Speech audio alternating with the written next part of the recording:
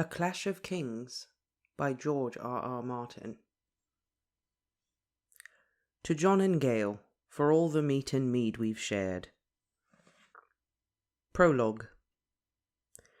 The comet's tail spread across the dawn, a red slash that bled above the crags of Dragonstone like a wound in the pink and purple sky. The maester stood on the wind-swept balcony outside his chambers. It was here the ravens came, after long flight. Their droppings speckled the gargoyles that rose 12 feet on either side of him, a hellhound and a wyvern, 2 of the 1,000 that brooded over the walls of the ancient fortress. When he first came to Dragonstone, the army of stone grotesques had made him uneasy, but as the years passed he'd grown used to them. Now he thought of them as old friends. The 3 of them watched the sky together with foreboding. The maester did not believe in omens, and yet, old as he was, Cresson had never seen a comet half so bright, nor yet that colour, that terrible colour, the colour of blood and flame and sunsets. He wondered if his gargoyles had seen its like. They had been here so much longer than he had, and would still be here long after he was gone. If stone tongues could speak. Such folly. He leaned against the battlement, the sea crashing beneath him, the black stone rough beneath his fingers. Talking gargoyles and prophecies in the sky. I am an old done man, grown giddy as a child again. Had a lifetime's hard-won wisdom fled him along with his health and strength? He was a maester, trained and chained in the great citadel of Old Town. What had he come to, when superstition filled his head as if he were an ignorant field hand? And yet... The comet burned even by day now, while pale grey steam rose from the hot vents of Dragonmount behind the castle, and yestermorn a white raven had brought the word from the citadel itself, word long expected but no less fearful for all. Word of summer's end. Omens all. Too many to deny. What does it all mean? He wanted to cry. Maester Cresson, we have visitors. Pylos spoke softly, as if loath to disturb Cresson's solemn meditations. Had he known what drivel filled his head, he would have shouted, "The princess would see the white raven!" Ever correct, Pylos called her princess now, as her lord father was a king. King of a smoking rock in the great salt sea, yet a king none the less. "Her fool is with her." The old man turned away from the dawn, keeping a hand on his wyvern to steady himself. "Help me to my chair and show them in." Taking his arm, Pylos led him inside. In his youth, Cresson had walked briskly, but he was not far from his 80th name-day now, and his legs were frail and unsteady. 2 years past he'd fallen and shattered a hip, and it had never mended properly. Last year, when he took ill, the citadel had sent Pylos out from Old Town, mere days before Lord Stannis had closed the isle. To help him in his labours, it was said, but Cresson knew the truth. Pylos had come to replace him when he died. He did not mind. Someone must take his place, and sooner than he would like. He let the younger man settle him beside his books and papers. "Go, bring her. It is ill to keep a lady waiting." He waved a hand, a feeble gesture of haste from a man no longer capable of hastening. His flesh was wrinkled and spotted, the skin so papery thin that he could see the web of veins and the shape of bones beneath. And how they trembled, these hands of this that had once been so sure and deft. When Pylos returned, the girl came with him, shy as ever. Behind her, shuffling and hopping in that queer sideways walk of his, came her fool. On his head was a mock helm fashioned from an old tin bucket, with a rack of deer antlers strapped to the crown and hung with cowbells. With his every lurching step the bells rang, each with a different voice. Clang-a-dang, bong-dong, ring-a-ling, clong, clong, clong. "Who comes to see us so early, Pylos?" Cresson said. "It's me and Patches, maester." Guileless blue eyes blinked at him. Hers was not a pretty face, alas. The child had her lord father's square jut of jaw and her mother's unfortunate ears, along with a disfigurement all her own, the legacy of the bout of grayscale that had almost claimed her in the crib. Across half of one cheek and well down her neck, her flesh was stiff and dead, the skin cracked and flaking, mottled black and grey and stony to the touch. "Pilo said we might see the White Raven." "Indeed you may," Cresson answered, as if he would ever deny her. She had been denied too often in her time. Her name was Shireen. She would be 10 on her next name day, and she was the saddest child that Maester Cresson had ever seen. Her sadness is my shame, the old man thought. Another mark of my failure. "Maester Pylos, do me a kindness and bring the bird down from the rookery for Lady Shireen." "It would be my pleasure." Pylos was a polite youth, no more than 25, yet solemn as a man of 60.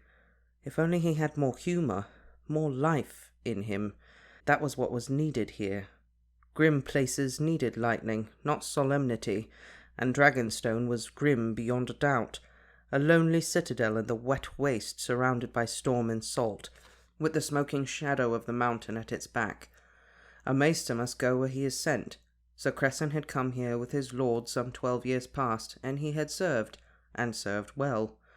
Yet he'd never loved Dragonstone, nor ever felt truly at home here. Of late, when he woke from restless dreams in which the Red Woman figured disturbingly, he did not know where he was. The fool turned his patched and piebald head to watch Pylos climb the steep iron steps to the rookery. His bells rang with emotion. "Under the sea, the birds have scales for feathers," he said. Clang, a-lang, a-lang. I know, oh, oh, oh." Even for a fool, Patchface was a sorry thing. Perhaps once he could evoke gales of laughter with a quip, but the sea had taken that power from him, along with half his wits and all his memory. He was soft and obese, subject to twitches and trembles, incoherent as often as not. The girl was the only one who laughed at him now, the only one who cared if he lived or died. An ugly little girl and a sad fool, and Maester makes 3. Now there is a tale to make men weep. "Sit with me, child." Cresson beckoned her closer. "This is early to come calling, scarce past dawn. You should be snug in your bed." "I had bad dreams," Shireen told him. "About the dragons. They were coming to eat me." The child had been plagued by nightmares as far back as Maester Cresson could recall. "We have talked of this before," he said gently. "The dragons cannot come to life. They are carved of stone, child. In olden days our island was the westernmost outpost of the great freehold of Valyria. It was the Valyrians who raised the citadel, and they'd had ways of shaping stone since lost to us. A castle must have towers wherever 2 walls meet at an angle for defence. The Valyrians fashioned these towers in the shape of dragons to make their fortresses seem more fearsome, just as they crowned their walls with 1,000 gargoyles instead of simple crenellations." He took her small pink hand in his own frail spotted one and gave it a gentle squeeze. "So you see, there is nothing to fear." Shireen was unconvinced. "What about the thing in the sky? Dala and Matrice were talking by the wall, and Dala said she heard the Red Woman tell Mother that it was dragon's breath. If the dragons are breathing, doesn't that mean they're coming to life?" The Red Woman, Maester Cresson thought sourly. Ill enough that she's filled the head of the mother with her madness. Must she poison the daughter's dreams as well? He would have a stern word with Dala, warn her not to spread such tales. "The thing in the sky is a comet, sweet child. A star with a tail, lost in the heavens. It will be gone soon enough, never to be seen again in our lifetimes. Watch and see." Shireen gave a brave little nod. "Mother said the White Raven means it's not summer any more." "That is so, my lady. The white ravens fly only from the citadel." Cresson's fingers went down to the chain about his neck, each link forged from a different metal, each symbolizing his mastery of another branch of learning, the maester's collar, mark of his order. In the pride of his youth he'd worn it easily, but now it seemed heavy to him, the metal cold against his skin. "They are larger than the other ravens, and more clever, bred to carry only the most important messages. This one came to tell us that the conclave has met, considered the reports and measurements made by maesters all over the realm, and declared this great summer done at last. 10 years, 2 turns, and 16 days it has lasted. The longest summer in living memory." "Will it get cold now?" Shireen was a summer child. She had never known true cold. "In time," Cresson replied. "If the gods are good, they will grant us a warm autumn and bountiful harvests, so we might prepare for the winter to come." The small folk said that a long summer meant an even longer winter, but the maester saw no reason to frighten the child with such tales. Patchface rang his bells. "It is always summer under the sea," he intoned. "The merwives wear anemones in their hair, and weave gowns of silver seaweed. I know, I know. Oh, oh, oh."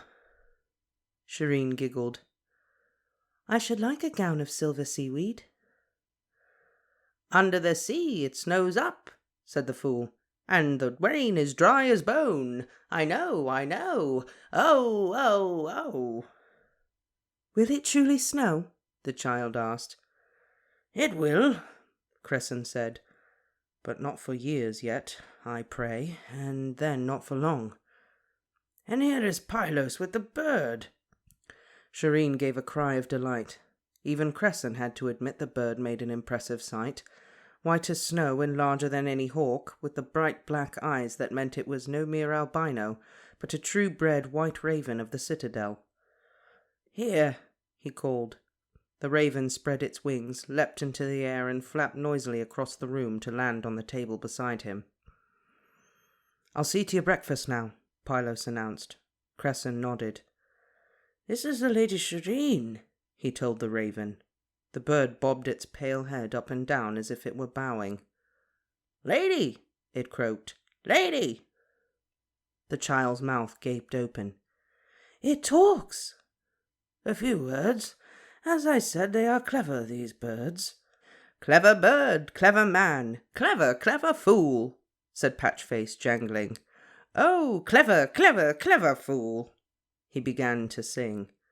"The shadows come to dance, my lord, dance, my lord, dance, my lord," he sang, hopping from one foot to the other and back again. "The shadows come to stay, my lord, stay, my lord, stay, my lord." He jerked his head with each word, the bells in his antlers sending up a clangor. The white raven screamed and went flapping away to perch on the iron railing of the rookery stairs. Shireen seemed to grow smaller. "He sings that all the time. I told him to stop, but he won't. It makes me scared. Make him stop." "And how do I do that?" the old man wondered. Once I might have silenced him forever, but now... Patchface had come to them as a boy. Lord Stephen of cherished memory had found him in Volantis across the narrow sea. The king, the old king, Aerys II Targaryen, who had not been quite so mad in those days, had sent his lordship to seek a bride for Prince Rhaegar, who had no sisters to wed. "We have found the most splendid fool," he wrote Cresson a fortnight before he was to return home from his fruitless mission. "Only a boy, yet nimble as a monkey and witty as a dozen courtiers. He juggles and riddles and does magic, and he can sing prettily in 4 tongues. We have bought his freedom and hope to bring him home with us. Robert will be delighted with him, and perhaps in time he will even teach Stannis how to laugh." It saddened Cresson to remember that letter. No one had ever taught Stannis how to laugh, least of all the boy Patchface. The storm came up suddenly, howling, and Shipbreaker Bay had proved the truth of its name. The Lord's 2-masted galley, Windproud, broke up within sight of his castle. From its parapets his 2 eldest sons had watched as their father's ship was smashed against the rocks and swallowed by the waters. 100 oarsmen and sailors went down with Lord Stephen Baratheon and his lady wife, and for days thereafter every tide left a fresh crop of swollen corpses on the strand below Storm's End. The boy washed up on the 3rd day. Maester Cresson had come down with the rest to help put names to the dead. When they found the fool, he was naked, his skin white and wrinkled and powdered with wet sand. Cresson had thought him another corpse, but when Jommy grabbed his ankles to drag him off to the burial wagon, the boy coughed water and sat up. To his dying day, Jommy had sworn that Patchface's flesh was clammy cold. No one ever explained those 2 days the fool had been lost at sea. The fisher folk liked to say a mermaid had taught him to breathe water in return for his seed. Patchface himself said nothing. The witty, clever lad that Lord Stephen had written of had never reached Storm's End. The boy they found was someone else, broken in body and mind, hardly capable of speech, much less of wit. Yet his fool's face left no doubt of who he was. It was the fashion in the free cities of Volantis to tattoo the faces of slaves and servants. From neck to scalp the boy's skin had been patterned in squares of red and green motley. "The wretch is mad and in pain, and no use to anyone, least of all himself," declared old Sir Harbord, the castellan of Storm's End in those years. "The kindest thing you could do for that one is fill his cup with milk of the poppy. A painless sleep, and there's an end to it. He'd bless you if he had the wit for it." But Cresson had refused, and in the end he'd won. Whether Patchface had gotten any joy of that victory he couldn't say, even today, so many years later. "The shadows come to dance, my lord, dance, my lord, dance, my lord," the fool sang on, swinging his head and making his bells clang and clatter. Bong dong, ring-a-ling, bong dong. "Lord!" the white raven shrieked. "Lord, Lord, Lord!" "A fool sings what he will," the maester told his anxious princess. "You must not take his words to heart. On the morrow he may remember another song, and this one you will never hear again." "He can sing prettily in 4 tongues," Lord Stephen had written. Pyla strode through the door. "Maester, pardons." "You've forgotten the porridge," Cresson said, amused. That was most unlike Pylos. "Maester, Sir Davos returned last night. They were talking of it in the kitchen. I thought you'd want to know at once." "Davos? Last night, you say? Where is he?" "With the king. They've been together most of the night." There was a time when Lord Stannis would have woken him, no matter the hour, to have him there to give him counsel. "I should have been told," Cresson complained. "I should have been woken." He disentangled his fingers from Shireen's. "Pardons, my lady, but I must speak with your lord father. Pylos, give me your arm. There are too many steps in this castle, and it seems to me they add a few every night, just to vex me." Shireen and Patchface followed them out, but the child soon grew restless with the old man's creeping pace and dashed ahead, the fool lurching after her with his cowbells clanging madly. Castles are not friendly places for the frail, Cresson was reminded as he descended the turnpike stairs of Sea Dragon Tower. Lord Stannis would be found in the chamber of the Painted Table, atop the stone drum, Dragonstone's central keep, so named for the way its ancient walls boomed and rumbled during storms. To reach him they must cross the gallery, pass through the middle and inner walls with their guardian gargoyles and black iron gates, and ascend more steps than Cresson cared to contemplate. Young men climbed steps 2 at a time. For old men with bad hips, every one was a torment. But Lord Stannis would not think to come to him, so the maester resigned himself to the ordeal. He had Pylos to help him at least, and for that he was grateful. Shuffling along the gallery, they passed before a road of tall arched windows with commanding views of the outer bailey, the curtain wall, and the fishing village beyond. In the yard, archers were firing at practice butts to the call of "Notch! Draw! Loose!" Their arrows made a sound like a flock of birds taking wing. Guardsmen strode the wall walks, peering between the gargoyles on the host camped without. The morning air was hazy with the smoke of cook fires, as 3,000 men sent down to break their fast beneath the banners of their lords. Past the sprawl of the camp, the anchorage was crowded with ships. No craft that had come within sight of Dragonstone this half-year had been allowed to leave again. Lord Stannis's Fury, a triple-decked war galley of 300 oars, looked almost small beside some of the big-bellied carracks and cogs that surrounded her. The guardsmen outside the stone drum knew the maester by sight and passed them through. "Wait here," Cresson told Pylos within. "It is best I see him alone." "It is a long climb, maester." Cresson smiled. You think I have forgotten? I have climbed these steps so often I know each one by name. Halfway up, he regretted his decision. He'd stopped to catch his breath and ease the pain in his hip when he heard the scuff of boots on stone and came face to face with Sir Davos Seaworth descending.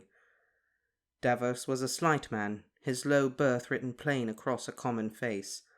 A well-worn green cloak stained by salt and spray and faded from the sun draped his thin shoulders, over brown doublet and breeches that matched brown eyes and hair. About his neck a pouch of worn leather hung from a thong. His small beard was well peppered with grey, and he wore a leather glove on his maimed left hand. When he saw Cresson, he checked his descent. "Sir Davos," the maester said, "when did you return?" "In the black of morning, my favourite time." It was said that no one ever handled a ship by night half so well as Davos Shorthand. Before Lord Stannos had knighted him, he'd been the most notorious and elusive smuggler in all the Seven Kingdoms. "And?" The man shook his head. "It is as you warned him. They will not rise, maester. Not for him. They do not love him." No, Cresson thought. Nor will they ever. He is strong, able, just. Aye, just past the point of wisdom. Yet it is not enough. It has never been enough. "You spoke to them all?" "All? No. Only those that would see me. They do not love me either, these highborns. To them I'll always be the Onion Knight." His left hand closed, stubby fingers locking into a fist. Stannis had hacked the ends off at the last joint, all but the thumb. "I broke bread with Julian Swan and old Penrose, and the Tars consented to a midnight meeting in the grove. The others, well, Beric Dondarrion has gone missing, some say dead, and Lord Carron is with Renly. Bryce the Orange of the Rainbow Guard." "The Rainbow Guard?" "Renly's made his own King's Guard," the one-time smuggler explained. "But these 7 don't wear white. Each one has his own colour. Loras Tyrell's their Lord Commander." It was just the sort of notion that would appeal to Renly Baratheon. A splendid new order of knighthood, with gorgeous new raiment to proclaim it. Even as a boy, Renly had loved bright colours and rich fabrics, and he'd loved his games as well. "Look at me!" he would shout as he ran laughing through the halls of Storm's End. "Look at me, I'm a dragon!" Or, "Look at me, I'm a wizard!" Or, look at me, I'm the rain god!" The bold little boy with the wild black hair and laughing eyes was a man grown now, 21, and still he played his games. "Look at me, I'm a king," Cresson thought sadly. "Oh, Renly, dear sweet child, do you know what you're doing? And would you care if you did? Is there anyone who cares for him but me?" "What reasons did the lords give for their refusals?" he asked Sir Davos. "Well, as to that, some gave me soft words and some blunt. Some made excuses, some promises, some only lied." He shrugged. "In the end, words are just wind." "You could bring him no hope?" "Only the false sort, and I dare not do that," Davos said. "He had the truth from me." Maester Cresson remembered the day Davos had been knighted, after the siege of Storm's End. Lord Stannis and a small garrison held the castle for close to a year against the great host of the Lords Tyrell and Redwyne. Even the sea was closed against them, watched day and night by Redwyne galleys flying burgundy banners of the arbour. Within Storm's End the horses had long since been eaten, the dogs and cats were gone, and the garrison was down to roots and rats. Then came a night when the moon was new and black clouds hid the stars. Cloaked in that darkness, Davos the smuggler had dared the Redwyne cordon and the rocks of Shipbreaker Bay alike. His little ship had a black hull, black sails, black oars, and a hold crammed with onions and saltfish. Little enough, yet it had kept the garrison alive long enough for Eddard Stark to reach Storm's End and break the siege. Lord Stannis had rewarded Davos with choice lands on Cape Wrath, a small keep and a knight's honours. But he had also decreed that he lose a joint of each finger on his left hand to pay for all his years of smuggling. Davos had submitted, on the condition that Stannis wield the knife himself, He would accept no punishment from lesser hands. The Lord had used a butcher's cleaver, the better to cut clean and true.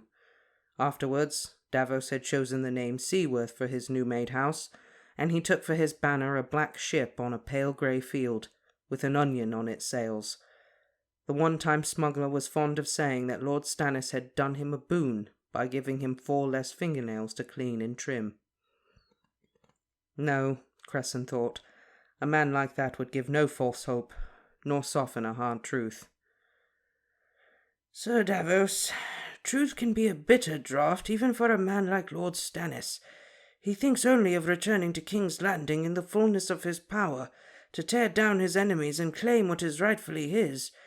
Yet now, if he takes this meagre host to King's Landing, it will only be to die. He does not have the numbers.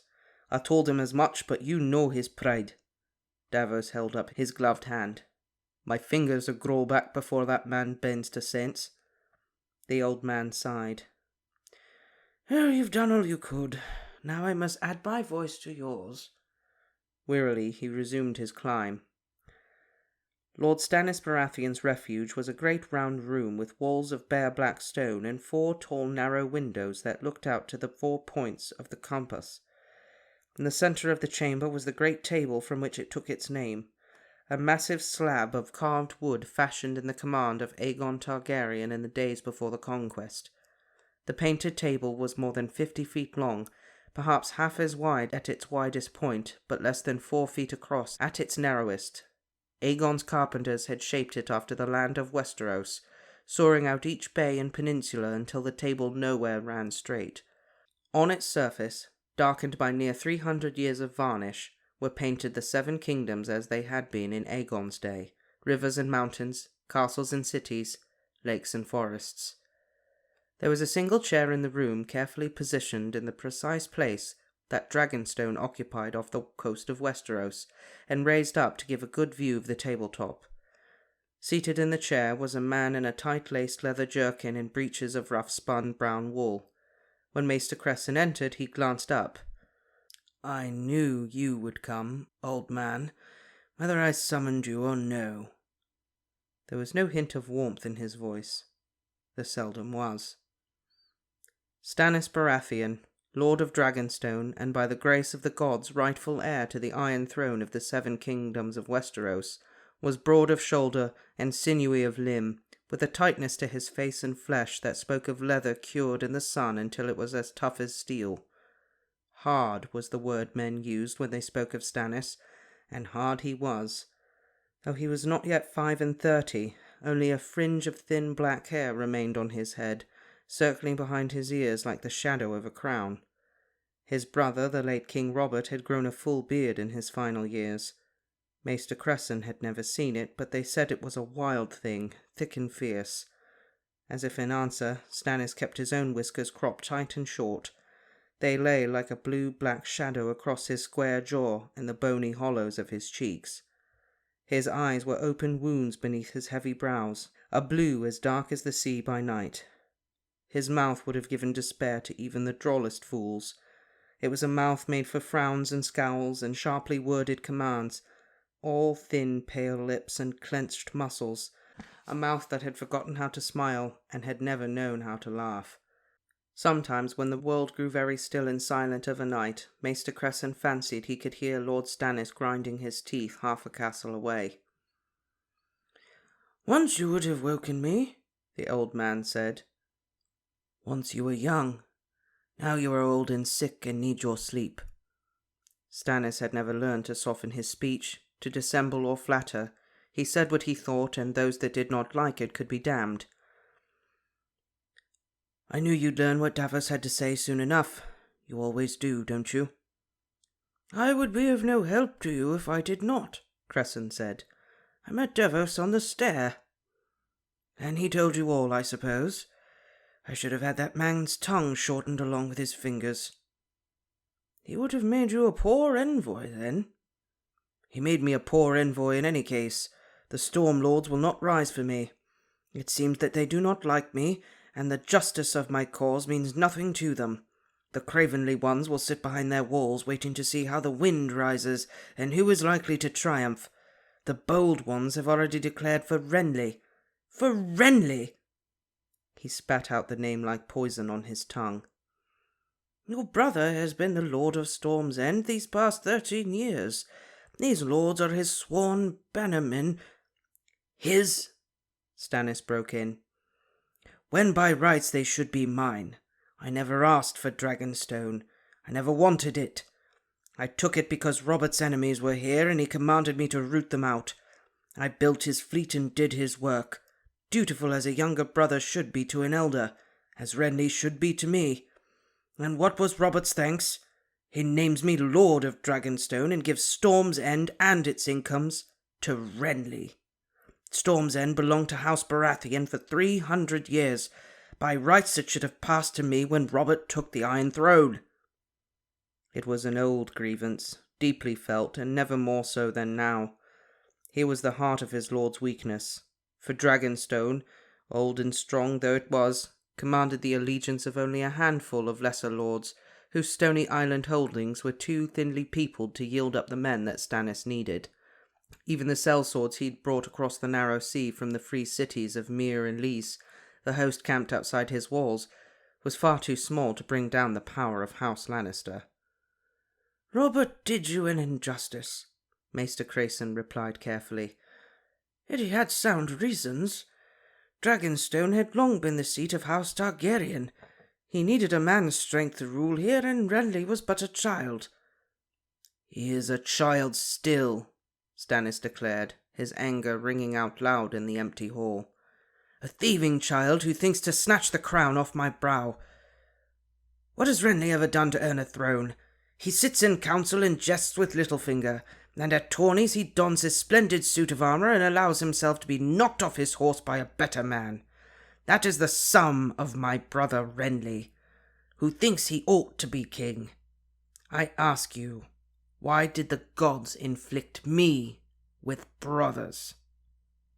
I cannot answer for the gods. You seldom answer at all these days, it seems to me. Who maesters for Renly? Perchance I should send for him. I might like his counsel better. What do you think this maester said when my brother decided to steal my crown? What counsel did your colleague offer to this traitor blood of mine? It would surprise me if Lord Renly sought counsel, your grace. The youngest of Lord Stephen's 3 sons had grown into a man bold but heedless, who acted from impulse rather than calculation. In that, as in so much else, Renly was like his brother Robert, and utterly unlike Stannis. Your grace, Stannis repeated bitterly. You mock me with a king's style, yet what am I king of? Dragonstone and a few rocks in the narrow sea. There is my kingdom. He descended the steps of his chair to stand before the table, his shadow falling across the mouth of the Blackwater Rush and the painted forest where King's Landing now stood.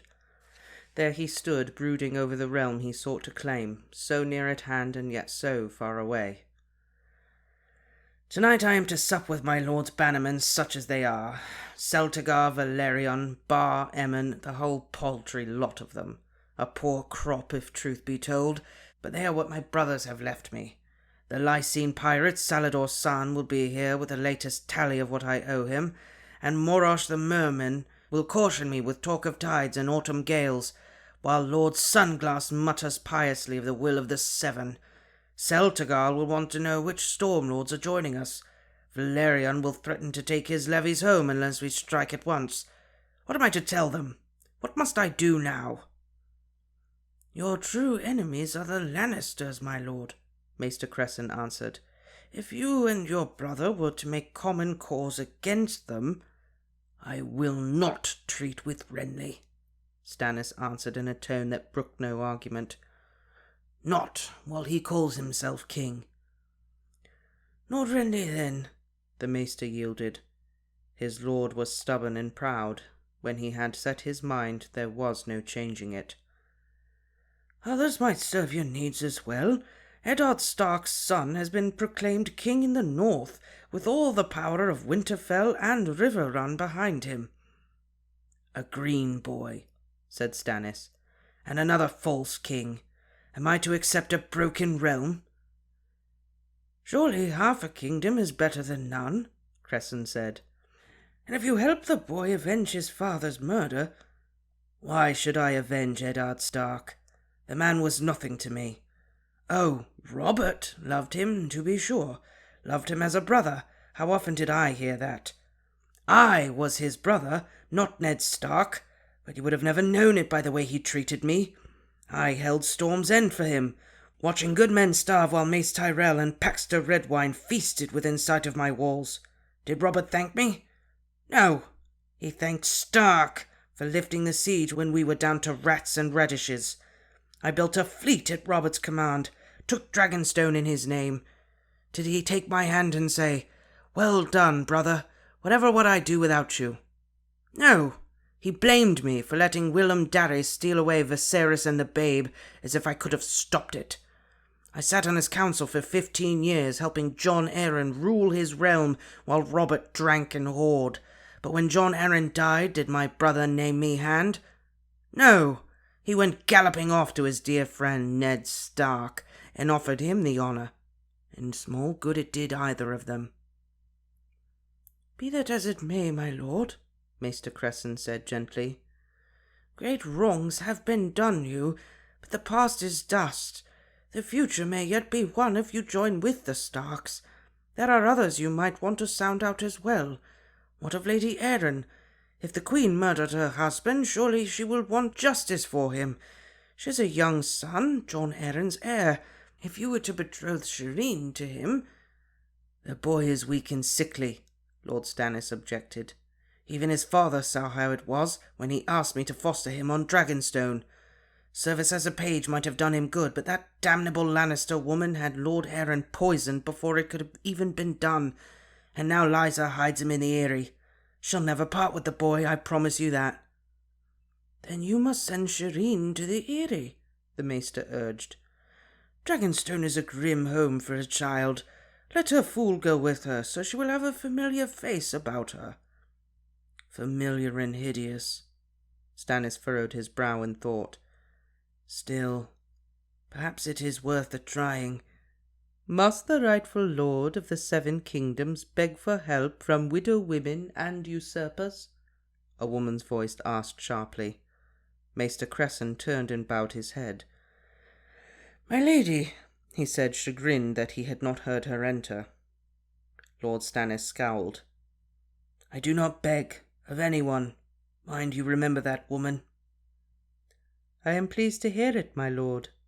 Lady Selyse was as tall as her husband, thin of body and thin of face, with prominent ears, a sharp nose, and the faintest hint of a moustache on her upper lip. She plucked it daily and cursed it regularly, yet it never failed to return. Her eyes were pale, her mouth stern, her voice a whip. She cracked it now.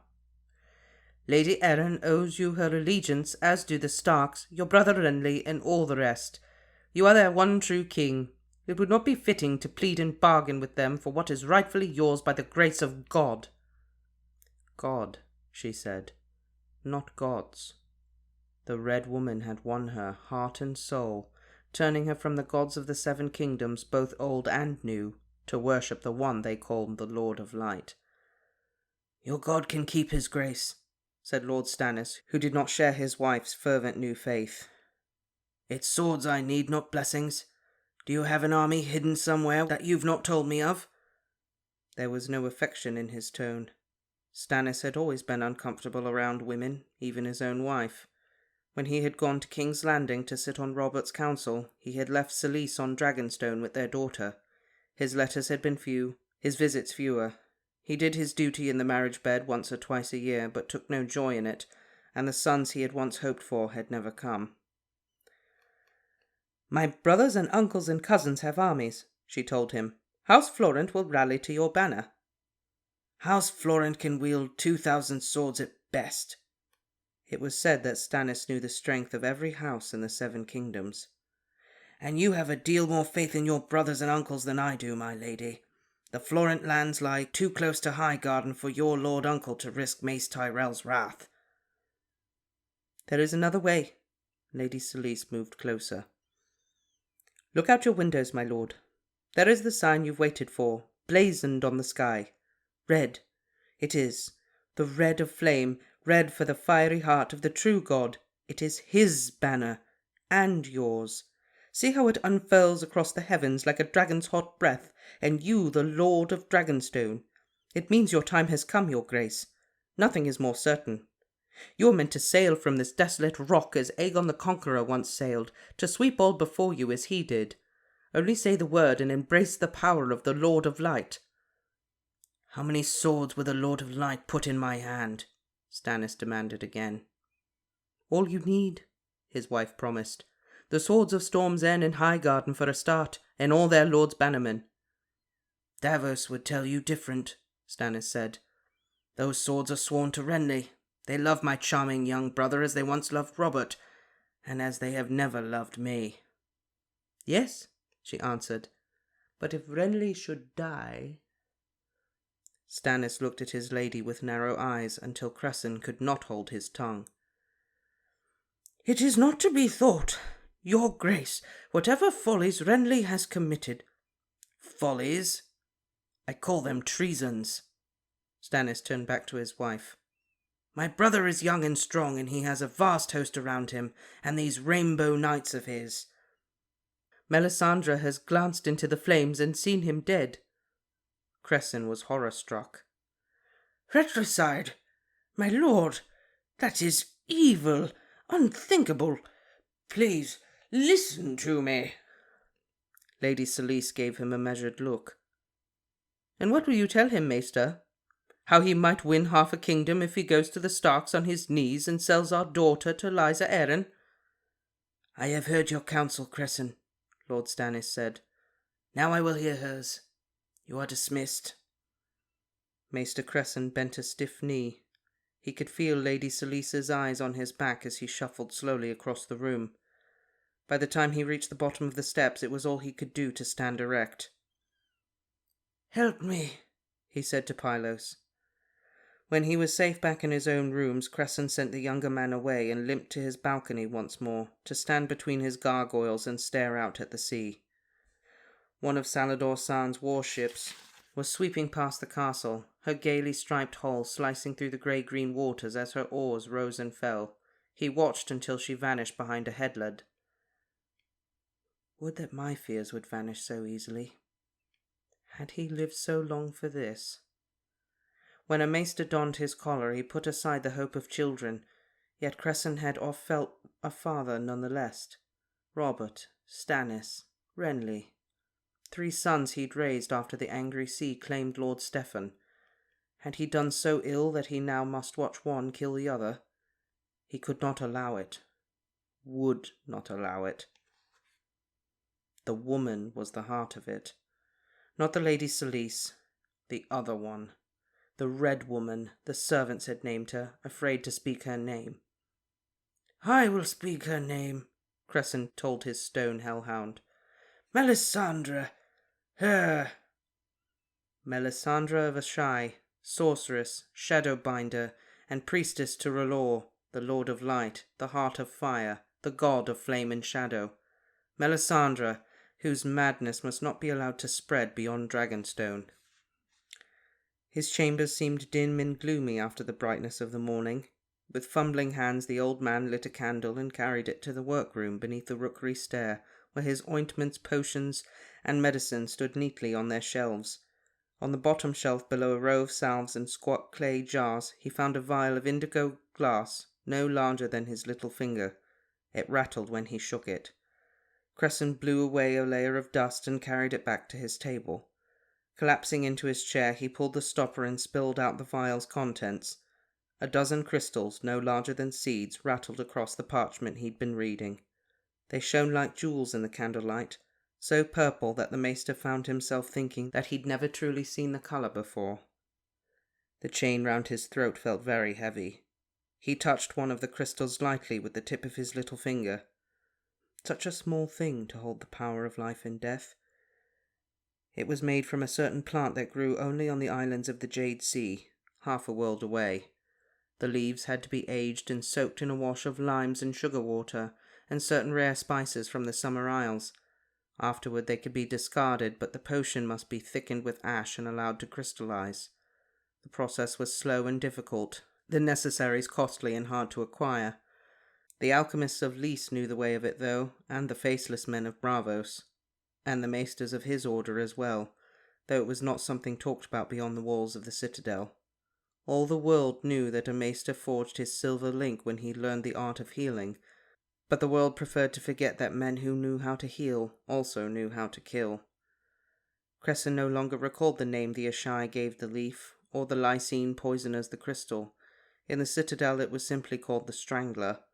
Dissolved in wine, it could make the muscles of a man's throat clench tighter than any fist, shutting off his windpipe. They said a victim's face turned as purple as the little crystal seed from which his death was grown, but so too did a man choking on a morsel of food. And this very night Lord Stannis Baratheon would feast his bannermen, his lady wife, and the red woman Melisandre of Ashai. I must rest, Master Cresson told himself. I must have all my strength come dark. My hands must not shake, nor my courage flag. It is a dreadful thing I do, yet it must be done. If there are gods, surely they will forgive me. He had slept so poorly of late. A nap would refresh him for the ordeal ahead. Wearily he tottered off to his bed, yet when he closed his eyes he could still see the light of the comet, red and fiery and vividly alive amidst the darkness of his dreams. Perhaps it is my comet, he thought drowsily at last, just before sleep took him. An omen of blood, foretelling murder. Yes. When he woke it was full dark, his bedchamber was black, and every joint in his body ached. Cresson pushed himself up, his head throbbing. Clutching for his cane, he rose unsteady to his feet. So late, he thought. They did not summon me. He was always summoned for feast, seated near the salt, close to Lord Stannis. His lord's face swam up before him, not the man he was, but the boy he'd been, standing cold in the shadows while the sun shone on his elder brother. Whatever he did, Robert had done first and better. Poor boy.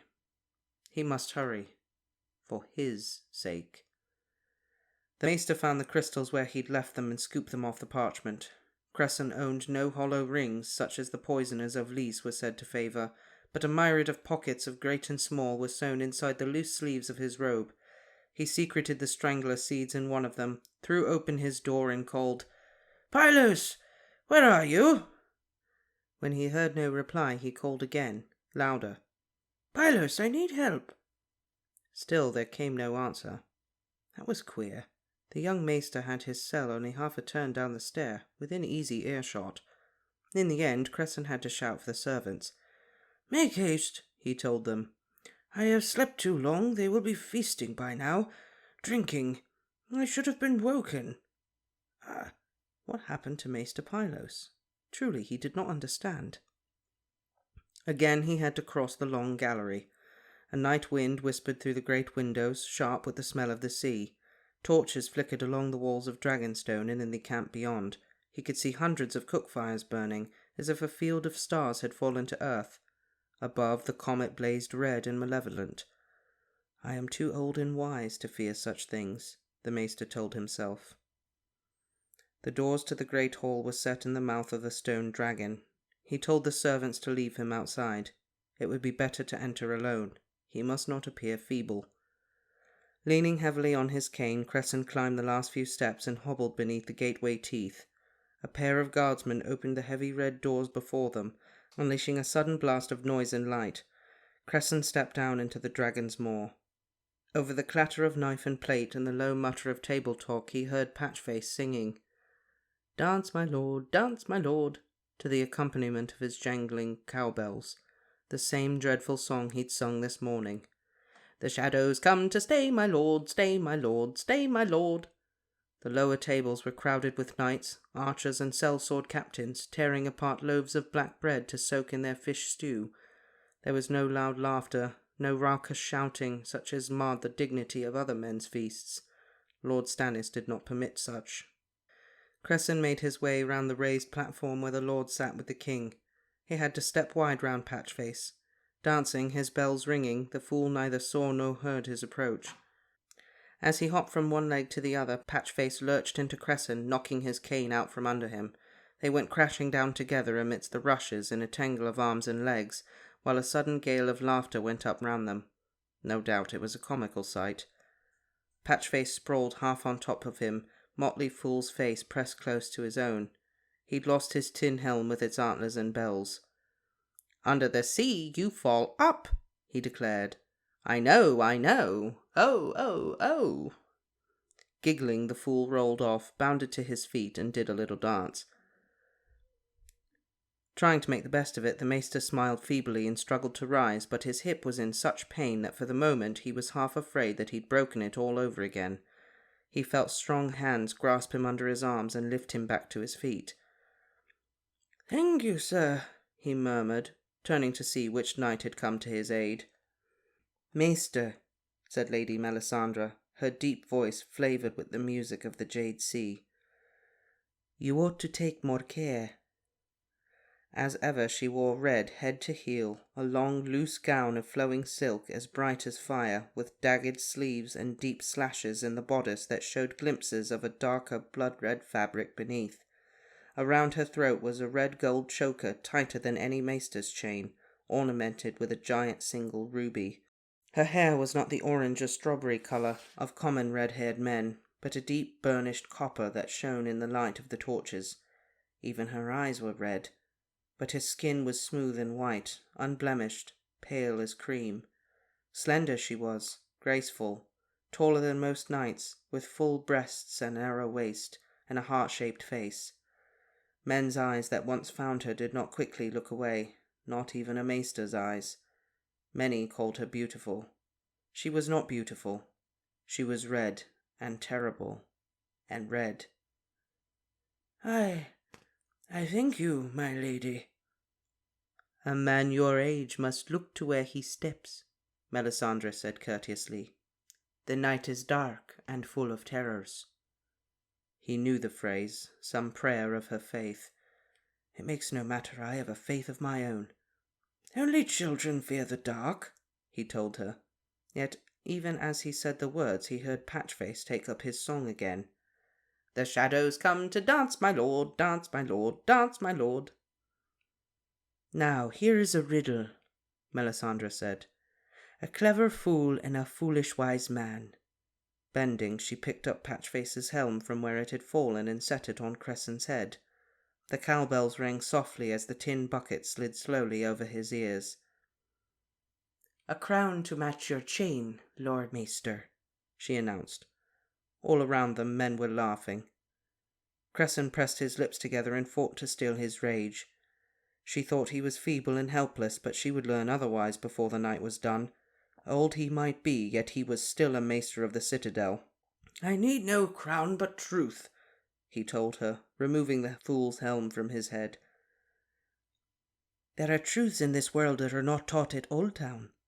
Melisandre turned from him in a swirl of red silk and made her way back to the high table, where King Stannis and his queen were seated. Cresson handed the antlered tin bucket back to Patchface and made to follow. Maester Pylos sat in his place. The old man could only stop and stare. "Maester Pylos," he said at last, You did not wake me." "His grace commanded me to let you rest." Pylos had at least the grace to blush. "He told me you were not needed here." Cresson looked over the knights and captains and lords sitting silent. Lord Celtigar, aged and sour, wore a mantle patterned with red crabs picked out in garnets. Handsome Lord Valyrian chose sea-green silk, the white-gold seahorse at his throat matching his long fair beard. Lord Bar Emmon, that plump boy of 14, was swathed in purple velvet trimmed with white seal. Sir Axel Florent remained homely even in russet and fox fur. Pious Lord Sunglass wore moonstones at throat and wrist and finger, and the Lysine Captain Salador San was a sunburst of scarlet satin, gold and jewels. Only Sir Davos dressed simply, in brown doublet and green wool mantle, and only Sir Davos met his gaze, with pity in his eyes. "You are too ill and too confused to be of use to me, old man." It sounded so like Lord Stannis's voice, but it couldn't be. It couldn't be.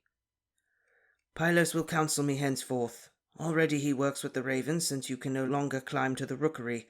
I will not have you kill yourself in my service. Maester Cresson blinked. Stannis, my lord, my sad sullen boy, son I never had, you must not do this. Don't you know how I've cared for you, lived for you, loved you despite all? Yes, loved you, better than Robert even, or Renly, for you were the one unloved, the one who needed me most. Yet all he said was, "As you command, my lord, but I am hungry. Might I not have a place at your table?" "At your side. I belong at your side." Sir Davos rose from the bench. "I should be honoured if the maester would sit beside me, your grace." "As you will." Lord Stannis turned away to say something to Melisandre, who had seated herself at his right hand in the place of high honour.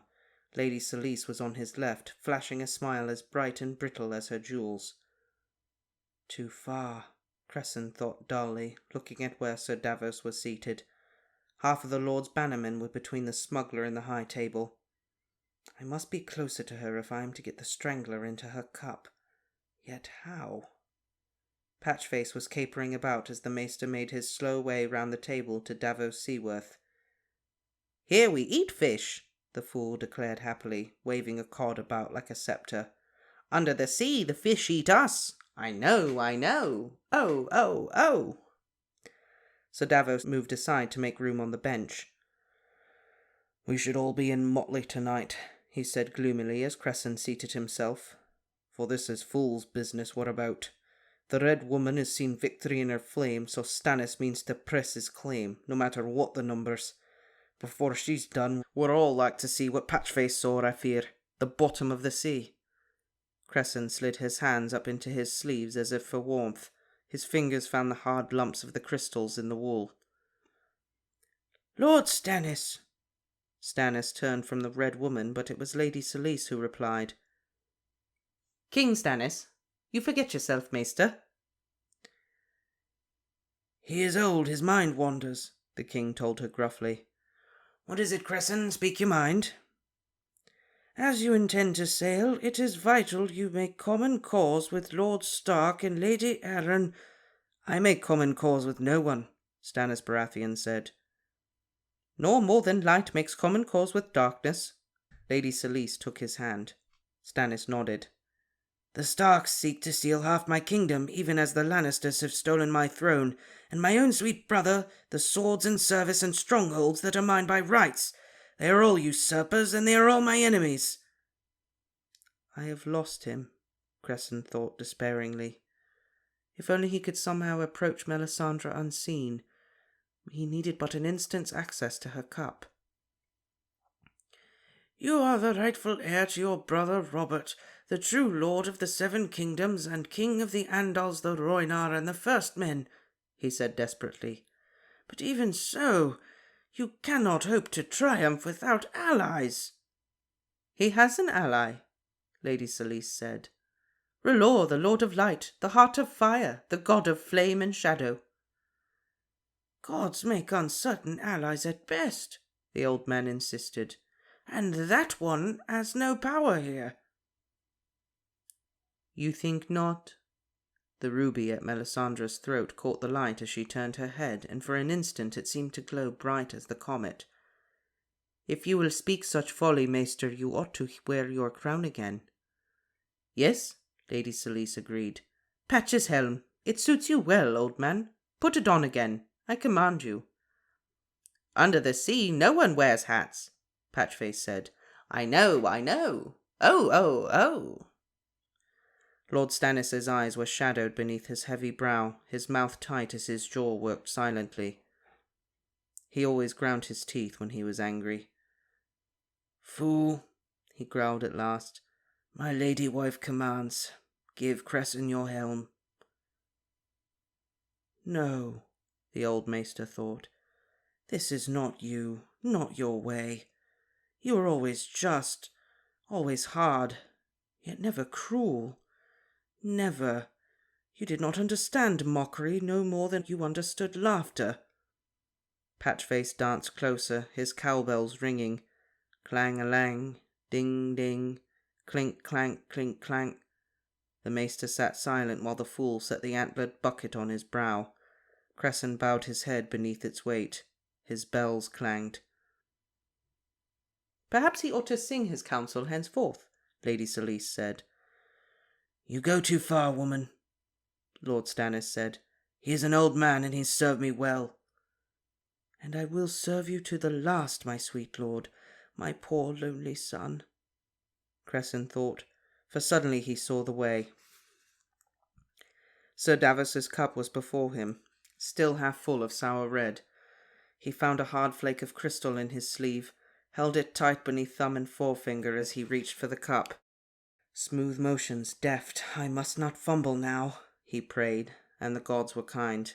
In the blink of an eye his fingers were empty. His hands had not been so steady for years, not half so fluid. Davos saw, but no one else, he was certain.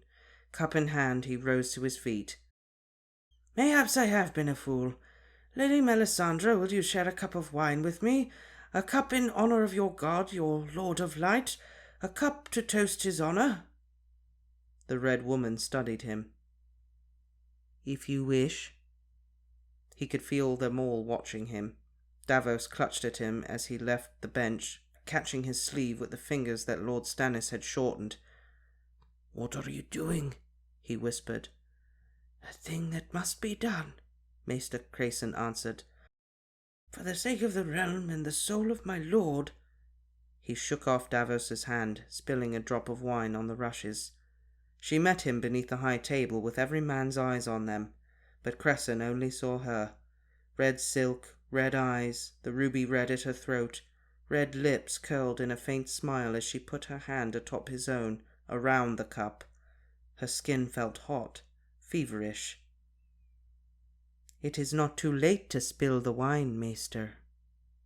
"No," he whispered hoarsely. "No." "As you will." Melisandre of Ashai took the cup from his hands and drank long and deep. There was only half a swallow of wine remaining when she offered it back to him. "And now you." His hands were shaking, but he made himself be strong. A maester of the citadel does not need to be afraid. The wine was sour on his tongue. He let the angry, empty cup drop from his fingers to shatter onto the floor.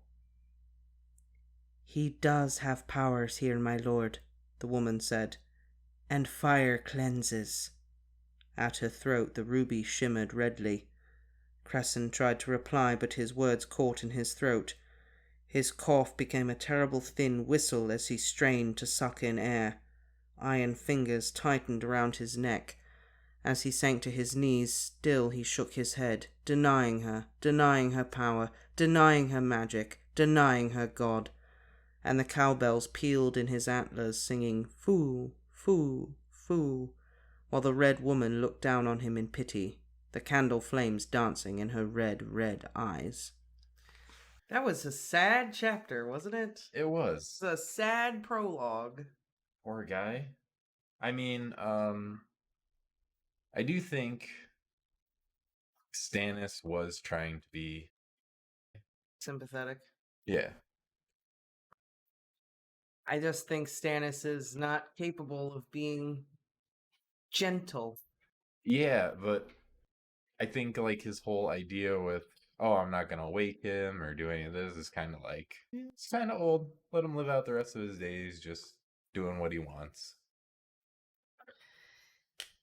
Maester Cresson wasn't having it though. No. And it didn't really come across that well. You know, I end up liking Stannis, but at this point, I'm kind of thinking, how does that happen? Why? Because, I mean, I know by the 5th book when I was reading, I like Stannis. But right now, I read this and I'm just kind of like, how did I like this guy? Oh, I like as a character. I liked him right out of the gate. I liked him as soon as we were introduced to him because he very much knows himself. But does he? I think he knows his limits. Yes, but okay, so here's I guess here's the argument I could make is, well, you're looking at this like Stannis is the bad guy, but really it was Melisandre and his wife like pulling the strings, which is true. Yeah. And but then you think, well, how can I really respect the guy as like a strong leader, which I end up doing in the end. But it seems like, did I just not really read it that well the first time through? Am I seeing more of like what I missed? And I mean, I know by the fifth book, I didn't like Melisandre at all. And I really couldn't tell you why I didn't like Melisandre because it's been so long since I read these first books. And now I'm just like, oh yeah, that's right. Because she's a bitch. Wow. Okay. Well, she had no reason to be, embarrassing Crescent in front of everyone, putting the fool's hat on him and everything. I mean, she okay, he was gonna kill her, but did she know that? Did she know that? I don't know. We don't know. She's a red woman. She's mysterious. We don't really know what she knows and what she doesn't know and what she's capable of. However, I would say that maybe Melisandre isn't the worst thing. It's Mrs. Stannis. Oh yeah, 100%. She's pretty bad. She is awful. She was awful. I think Stannis is doing everything he can to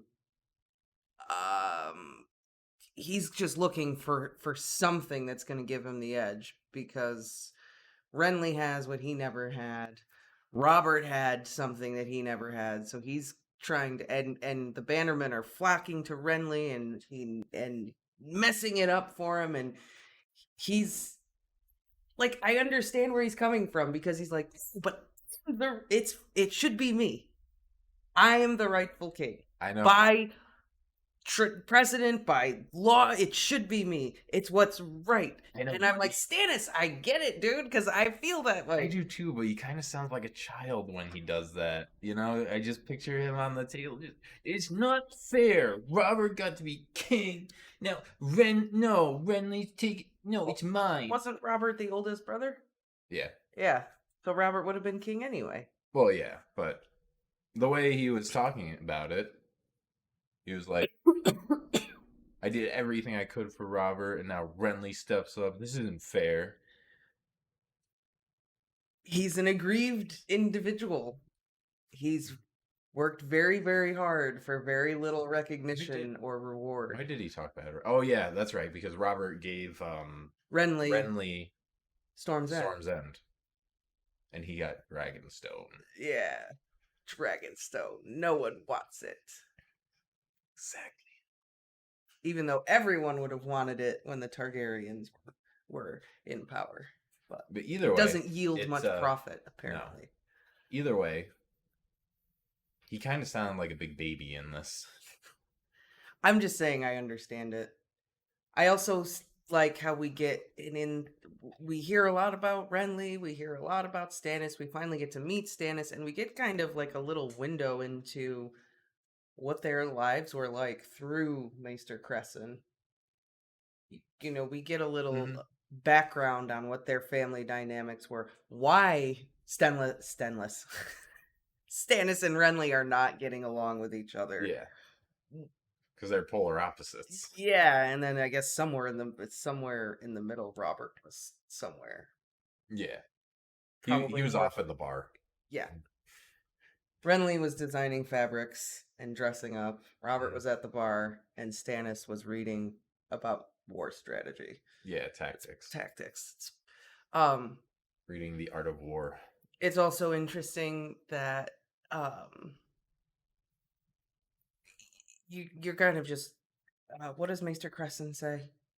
It was said that Stannis knew how many men every house had at their disposal. Yeah, like he knows everything. Anything to do with tactics, yeah, he knows it. So I think this gives you an idea of why he makes Papa Lannister a little bit nervous. Yeah.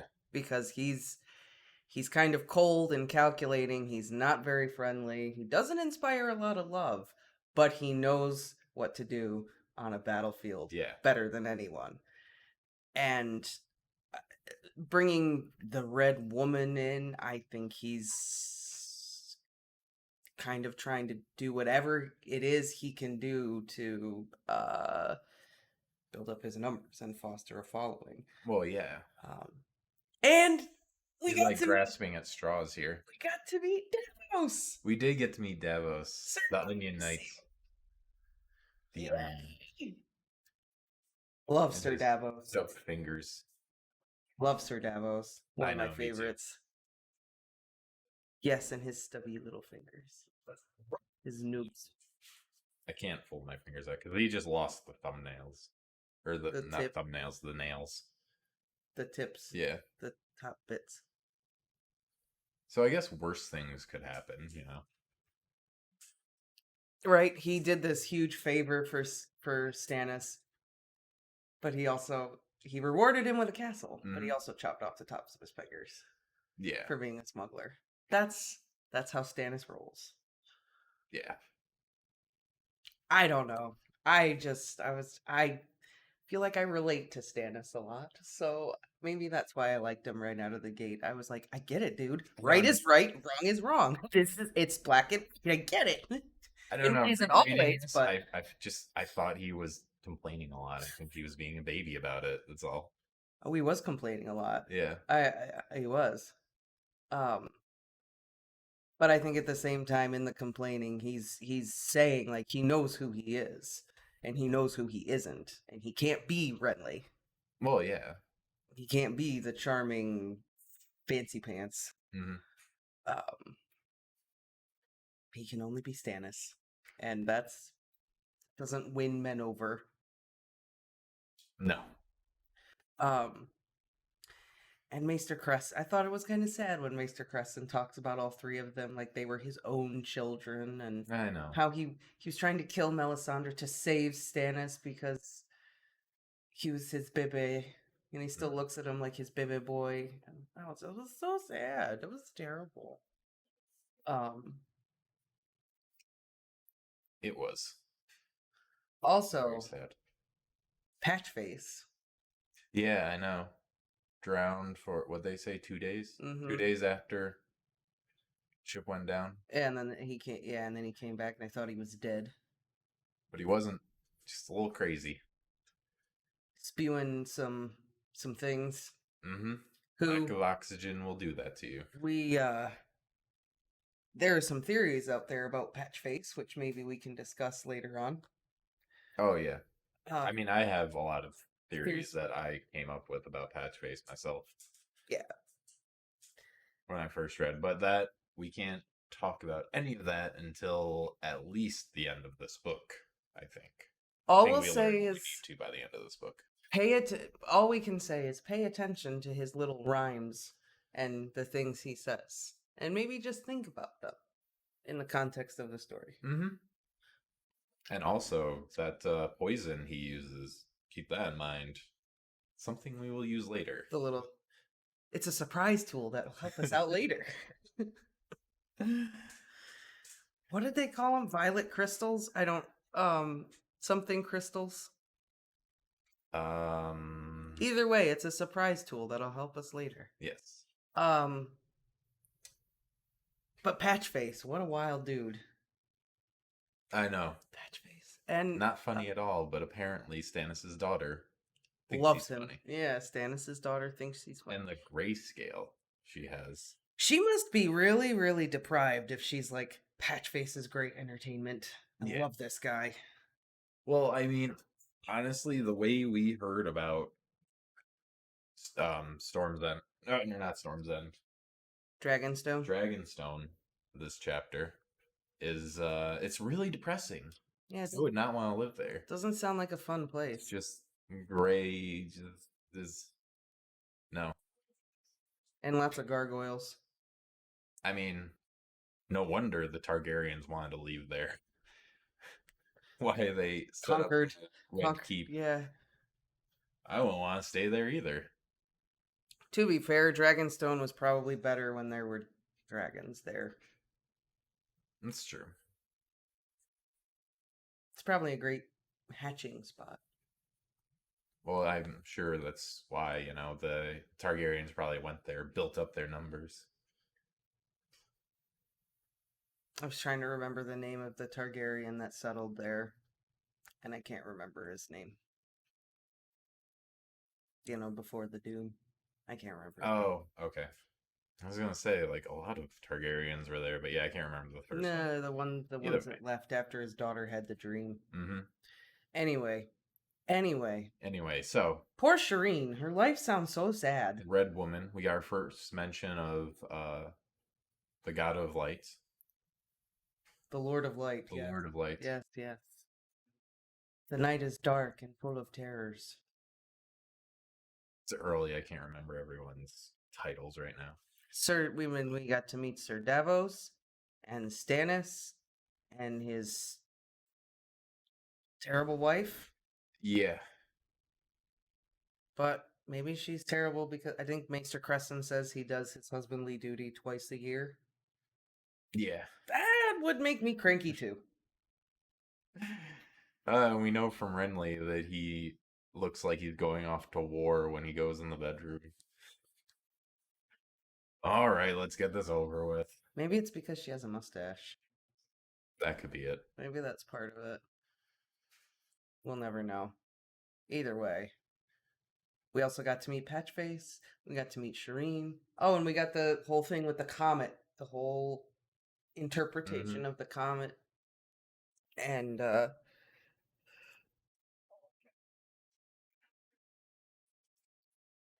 I feel like Martin is kind of making a jab at prophecies and stuff.